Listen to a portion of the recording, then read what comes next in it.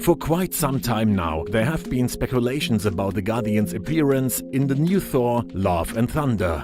Most recently, Jumanji 2 actress Karen Gillan said in an interview that she was curious to see what James Gunn has in store for Thor and Taika Waititi for the Guardians.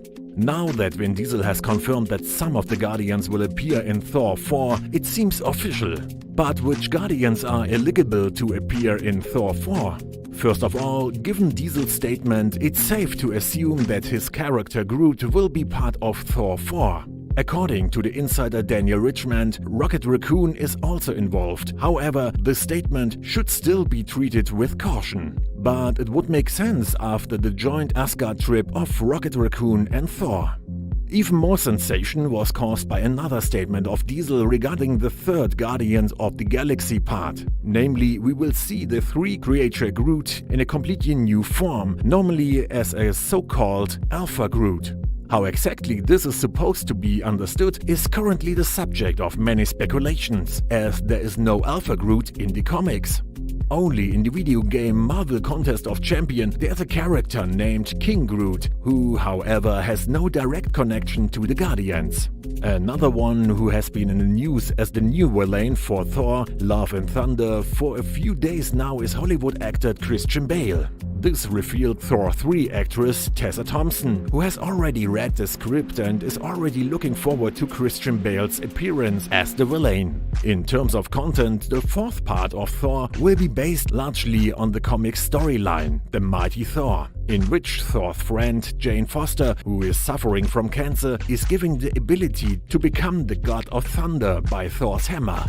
It will be directed by award-winning director Taika Waititi and will feature Tessa Thompson as Valkyrie, Natalie Portman as Jane Foster, Chris Hemsworth in his title role and probably Christian Bale as the yet unknown villain. Shooting of Thor: Love and Thunder will begin this year with the US release date expected to be November 5th, 2021. Video game adaptations seem to be getting more and more popular, so for example adaptations of Silent Hill and Uncharted are currently in production. Now HBO announced the filming of one of the most popular PS4 games ever, The Last of Us. The very atmospheric and emotional game can be classified somewhere between horror and survival and has thrilled many video game fans with its overwhelming story. Unlike Netflix, Game of Thrones producer HBO is not exactly known for producing mass instead of class, but rather the other way around. Examples are The Sopranos, 6 Feet Under and The Wire, all award-winning series from HBO. The signing of Chernobyl creator Craig Mazin speaks for a high-quality film adaptation, so you can almost be sure of a dark and realistic apocalyptic mood after all he is in person behind the highly acclaimed miniseries. Also on board will be Neil Druckmann, who was significantly involved in developing the game at the time. Though there is great hope for the video game adaptation, even among die-hard opponents of such film adaptations. In any case, the series should not fail due to the available budget, even if the realization of clickers and such gold become a challenging task.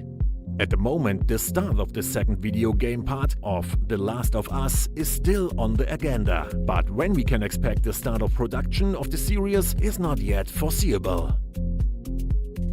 With Morbius and Venom 2, two films from Sony's Spider-Man universe which exists independently from the MCU will be released this year. It's not secret that this universe has been expanding ever since the release of Venom in 2018. According to an exclusive report from The Wrap, Sony has now signed Amazing Spider-Man 2 director Roberto Orci for a still untitled film. Unfortunately, there are still no clues which character from the Spider-Verse Orci will dedicate himself to. However, it's quite likely that Spider-Man, who will appear in Orci's movie, will be played by Tom Holland again. So things are going further forward in terms of Sony's comic adaptations, because besides Spider-Man 3 on July 16, 2021, there will be another unknown Marvel movie in the cinemas on October 7, 2021. Most likely candidates are Graven the Hunter, Madame Web or Silk. For more details about Orci's Spider-Man movie, we will keep you updated. Disney announced the next film remake for its classic Beauty and the Beast. Similar to the already announced Lady and the Tramp, this film will be released exclusively on the in-house streaming service Disney+. However, as The Hollywood Reporter reports, the Disney project, Beauty and the Beast, will not be a movie but a prequel series. This miniseries will consist of 6 episodes and will tell the origin story of Gaston and LeFou. For this purpose, the actors from the movie Luke Evans and Josh Gad will return. In addition, the industry magazine claims to have found out that guest appearance of Emma Watson as Belle and Dan Stevens as Prince are planned. Also, the behind-the-scenes showrunner duo of Eddie Kitsis and Adam Horowitz, who became famous through the fantasy series Once Upon a Time, seem promising for the upcoming miniseries. Regarding the making of the series, it is known that Beauty and the Beast is a musical series. In this context, Disney is in ongoing negotiation with Academy Award winner Alan Menken, who also composed the film music for the original. When the series will be released is currently not yet known, but of course we will keep you up to date.